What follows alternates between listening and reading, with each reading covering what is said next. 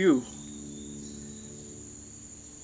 Yeah, I wanted to discuss my experience here.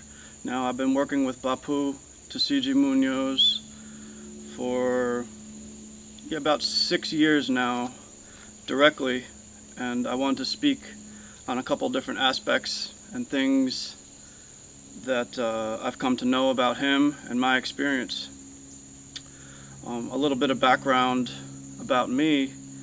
I was, studying music at school up in Boston, and I learned about Rock Alarm. I went out to see Rock Alarm play a gig, and as a musician, I was always looking and listening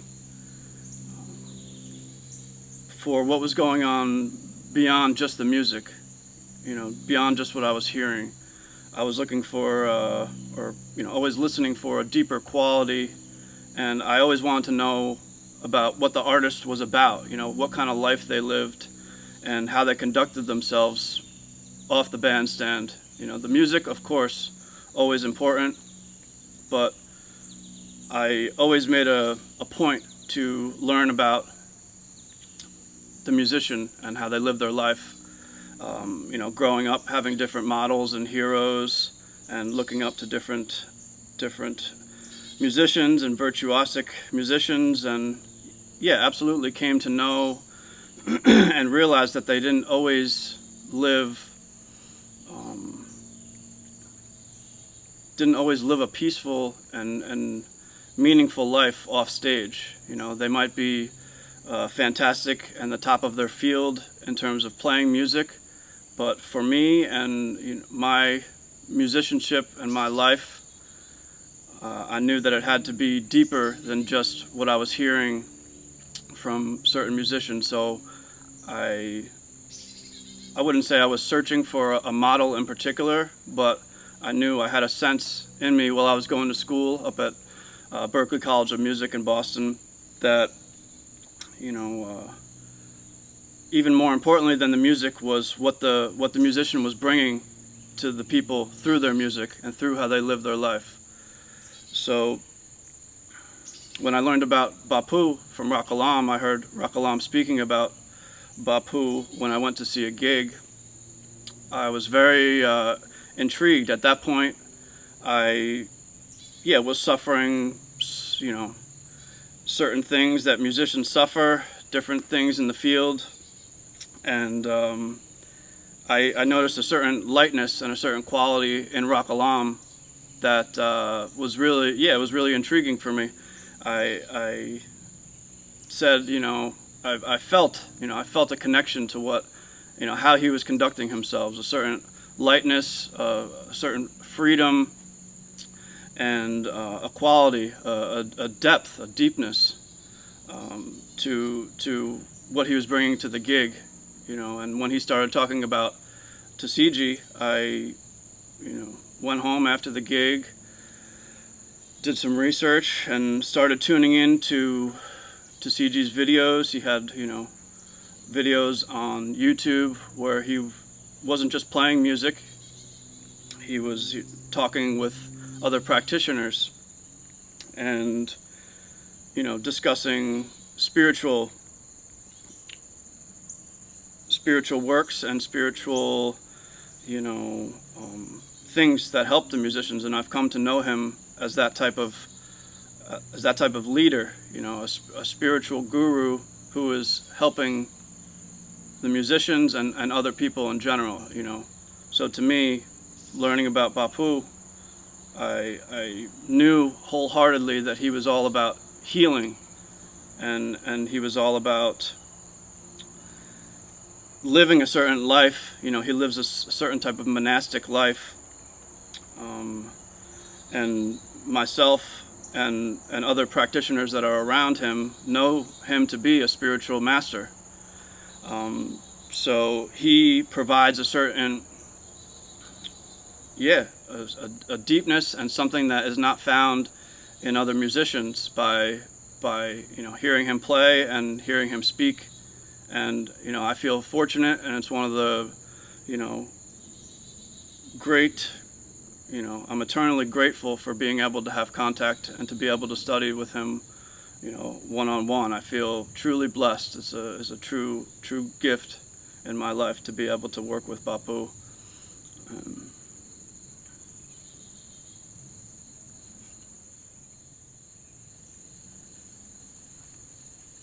so when I was going to school and studying music at Berkeley, I knew, I definitely didn't want to give up studying music and continuing on that path, but having found out about Bapu, I felt that it needed to be deeper than just the music, and that I really needed to know myself. And also I was getting into more yogic practices, meditation, and studying different Dharma teachers. So I went out to Naropa University to finish my bachelor's degree in music, but it allowed me to balance things out. I was still studying music, playing in bands, and doing a lot of musical work, but I was able to balance it out more. And at Naropa, I was able to study with different, spiritual leaders, lamas, teachers, meditation coaches, and really good, heartful, heartful people. So now I see my association here with Bapu. When I was at Naropa, I was reading Bapu's books and familiarizing myself with his works in conjunction to what I was doing at the school. And then after I graduated, a year or two after maybe, is when I reached out to Bapu and asked if I could come and sit with him. And I've been coming to visit and sitting with him since that. So, a lot of what I was doing there and learning about, Dharma and Buddhist practice and spiritual teachings, this is absolutely a continuation of that, but this is also a more intense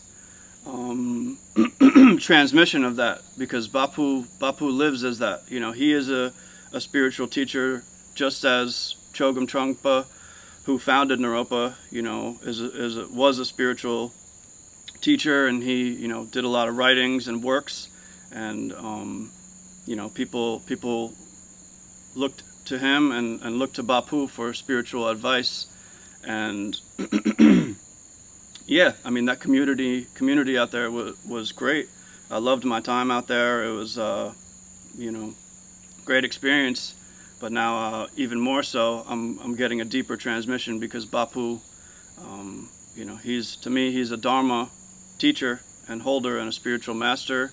And yeah, I see that in my direct contact with him and with everyone he comes in contact with, whether it's somebody, if we're at the grocery store he's talking to, he's very neutral, and always, he really lives his practice, and that is my goal, to be as free as possible, to come from the heart and play from the heart. It's about deep and intense music, and sharing that with the world. That's Bapu's heart, and that's his teaching, is to bring freedom and enlightenment to other beings.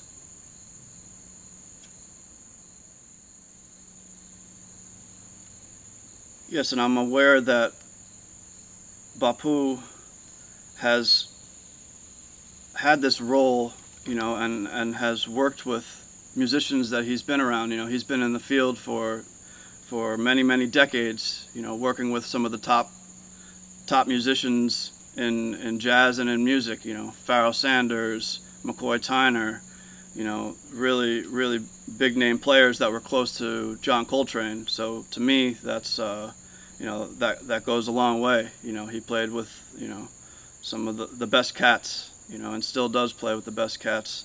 And I know that as he was working with those players and other musicians, this was his function as well, to bring healing to the situation and talk to the players and offer them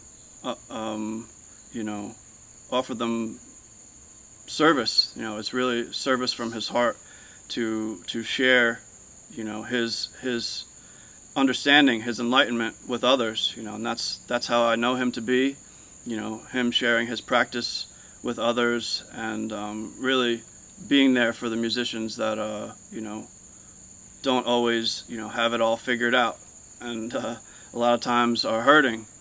A lot of times they're hurting. They might be playing great music, but they could be hurting behind the scenes. But for me, Bapu has been an absolute beacon of light, and I'm very grateful.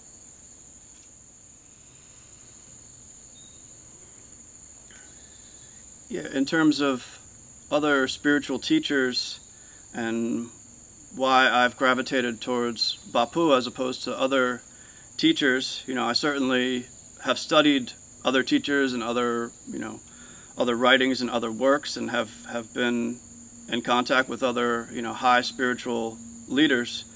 But to me, the music here is just right for me. It's super soulful, soulful music, and super creative, and that's what he brings to the table. So to me, as a musician, Bapu's got all the goods, so to speak, because the Dharma quality, that's always the foundation of what he does and where he works from. But his output is he's always working on the music, always working on writings and teaching, and that's his service. That's his life work. He's in service to other people, bringing a light, through his teachings and through his writings, and I know that is in his blood. He had several family members who happened to all be women. His aunts and his mother, and they were all vocal, and they helped him get to where he is. They were spiritualists, so they coached him when he was younger and brought him up. He gained a lot, and he speaks about them a lot. So it's in his blood to be a spiritual servant, and to be there for others, and make the healing first. Everything else, the music, and that's all part of it, but it's always about healing first.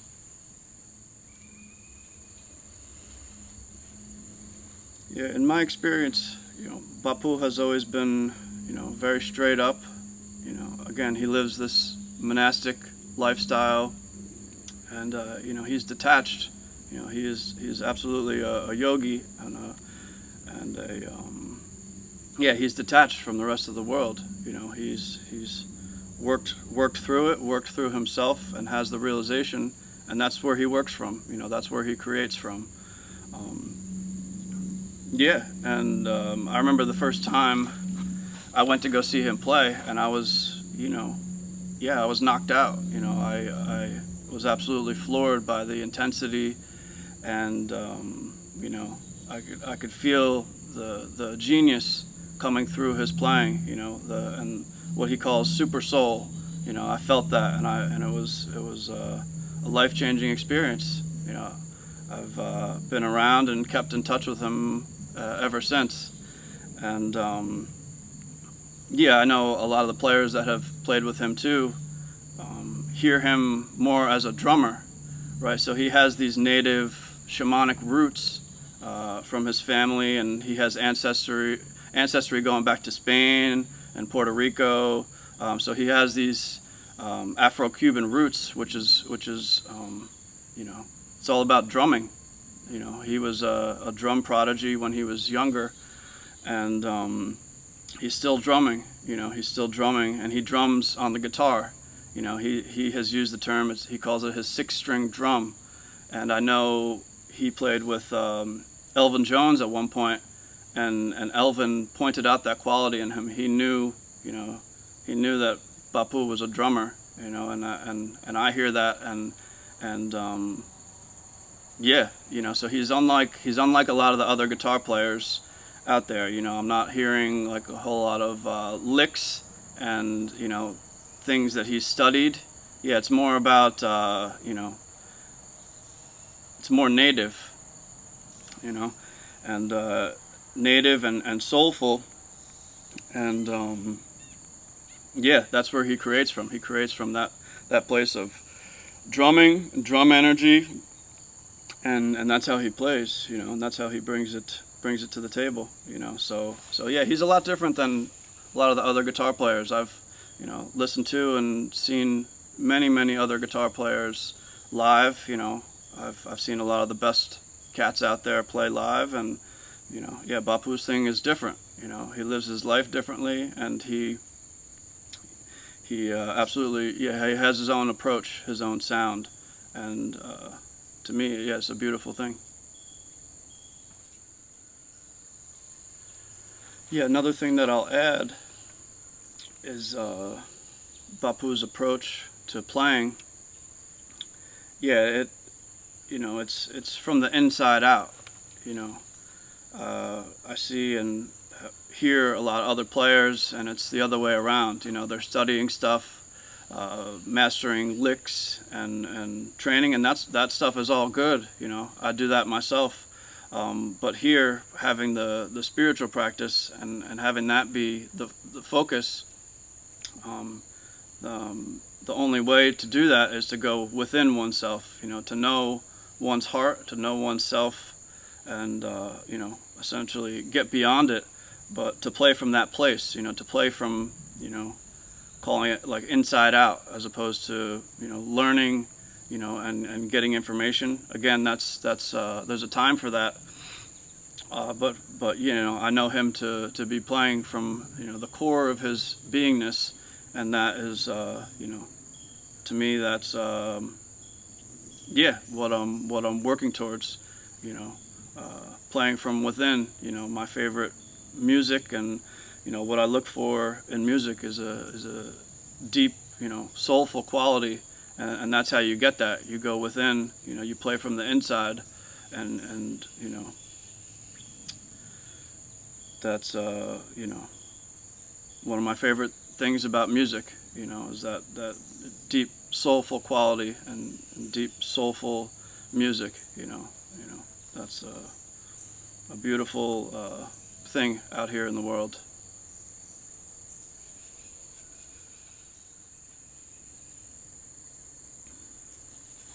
Yeah, as a spiritual leader and guru, I know a lot of people hear that term guru and they think, yeah, sometimes a guru, just the term, can get a bad rap. But for me and my experience with Bapu, he's, again, he lives this monastic life. He's straight up. He treats everybody with love and respect, and he's not a womanizer. He treats women and everybody with the equal amount of respect. And yeah, to me, he's yeah, everything, man, everything. He's the model, and he's somebody I look up to, and he lives a peaceful, balanced, sincere life, and yeah, it's all about the music. So it's a great spot for me.